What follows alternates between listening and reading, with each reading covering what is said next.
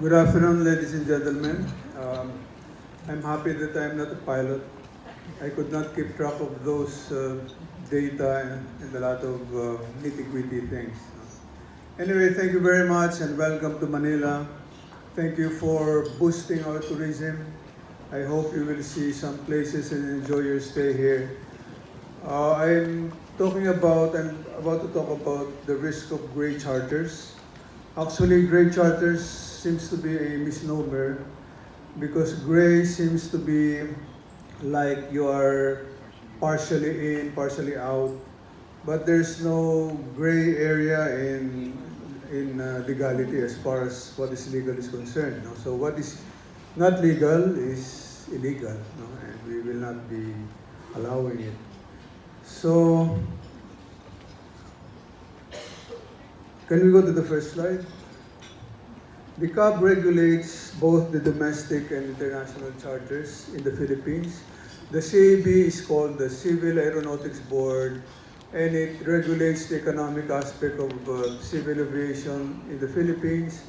Regulation of civil aviation is dichotomized in the Philippines, and it is performed by our office, the CAB, and also the Civil Aviation Authority of the Philippines.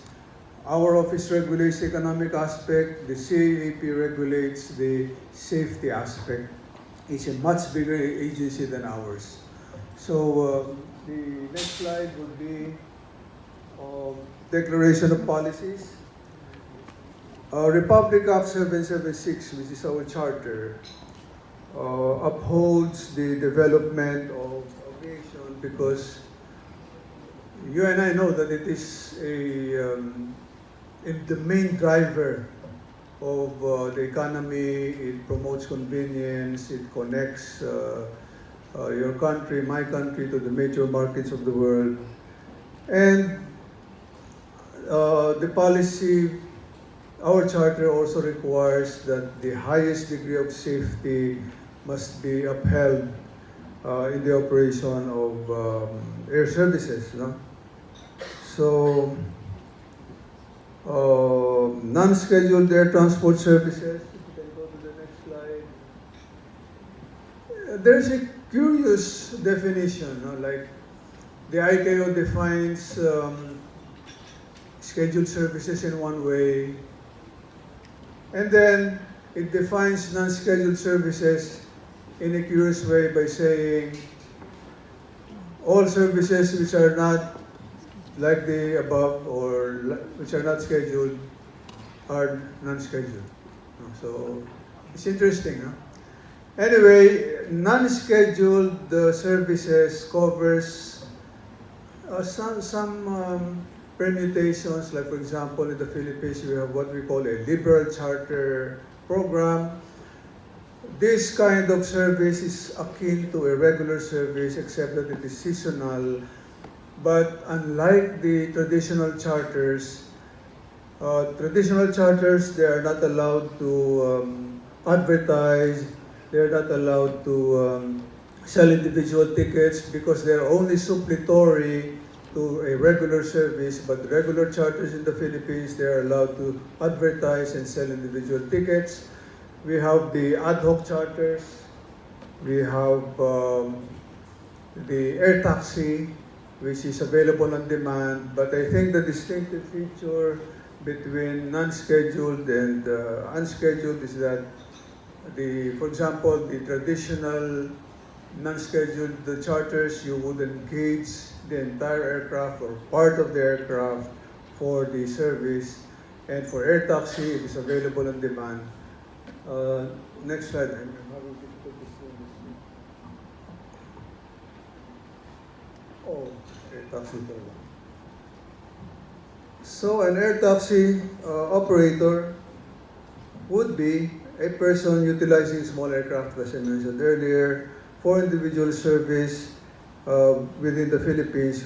All of these are certificated and issued the corresponding air operator certificate by the Civil Aviation Authority of the Philippines, and they're also holders of what we call Certificate of Public Convenience and Necessity, which is the economic permit issued by our office, the Civil Aeronautics Board. So, next slide. A charter flight, I mentioned about it. Involves a contract on a point-to-point basis, regular, maybe I mentioned regular charters, but seasonal, where it can be also ad hoc, where the entire capacity or less than the entire capacity is engaged. It is based on time or mileage or trip. Air taxi service, the next slide, on demand, on short notice, using small aircraft like the taxi cab. No? Next slide. The Charter of the Civil Aviation Authority of the Philippines, Republic Act 9497, requires the highest possible degree of safety in the operation of air services. And this is consistent with the requirements of the ICAO. So next slide. We have penal provisions. No? Unlike in the US, I think they still do not have penal provisions for operating without the appropriate permits. In the Philippines, you go to jail, you are fined heftily if you operate without the corresponding permits. No? Next slide.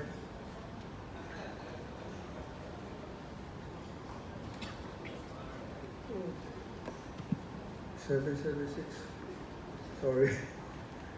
Okay.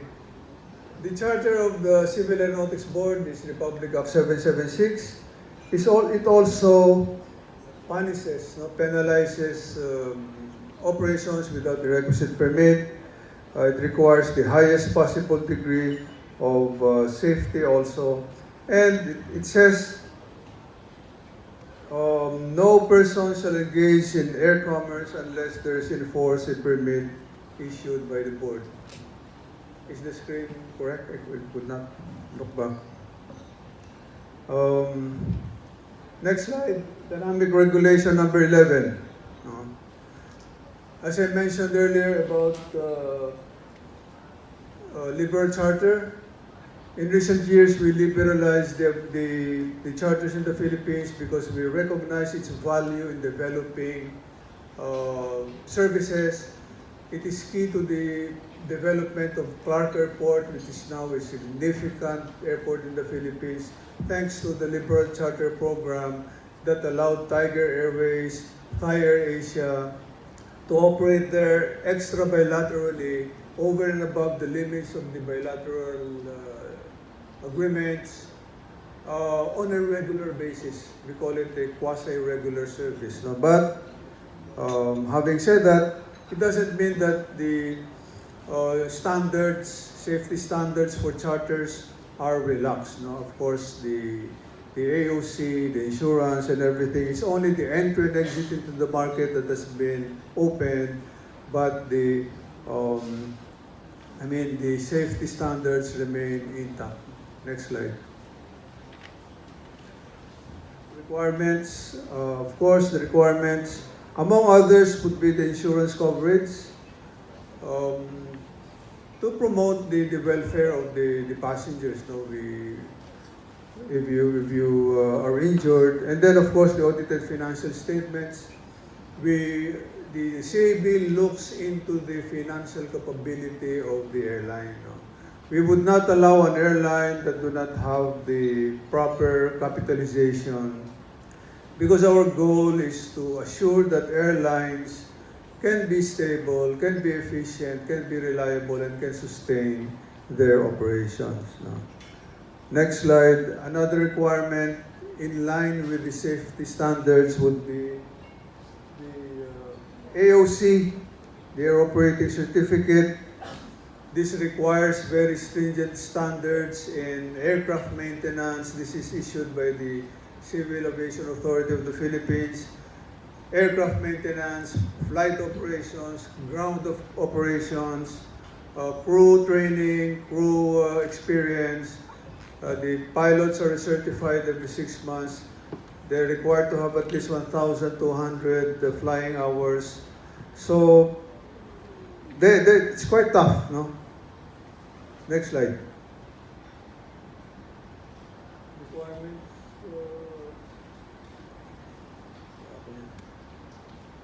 Okay. This is again for charters. We have quite a structured system. Even if it's charters, we require the names of the passengers.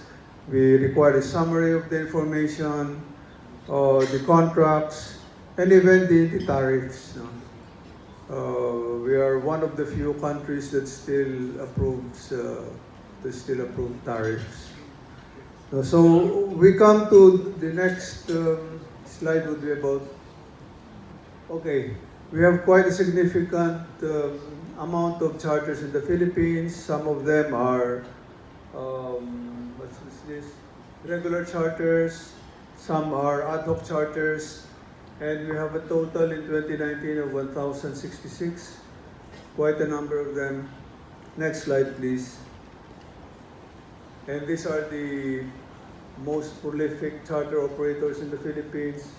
We have a growing list and they are really supplementing regular services. They're growing the markets outside of Manila. And we have seen the value of charters in the Philippines. Next slide. Gray area. Gray charters. No? Well, great charters would be dangerous, operating without a permit or authority from the CAB and from the Civil Aviation Authority of the Philippines. No? Whereas a regular operator, a legal charterer would be required to hold an AOC, would be required to hold a CPCN from our office that that certifies as to the capabilities of the airline. A charter that is illegal, that it does not hold the appropriate permits, wouldn't have those kinds of wouldn't adhere to those kinds of standards. No? And normally they would have one or two pilots handling everything. They're even concerned about the financial picture of the operations.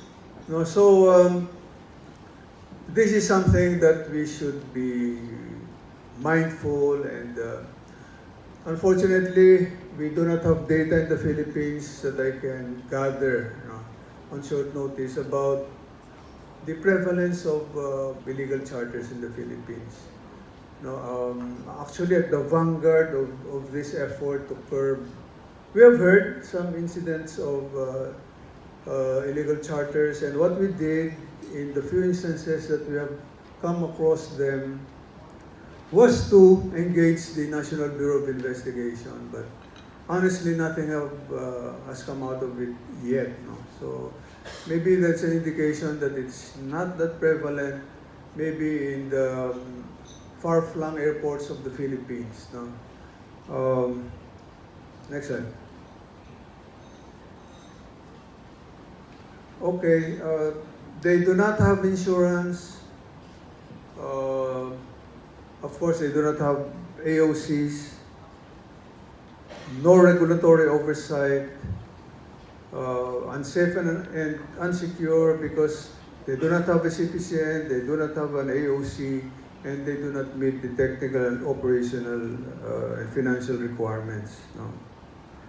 So it undermines us, it undermines the industry, and puts in jeopardy the safety and welfare of the riding public.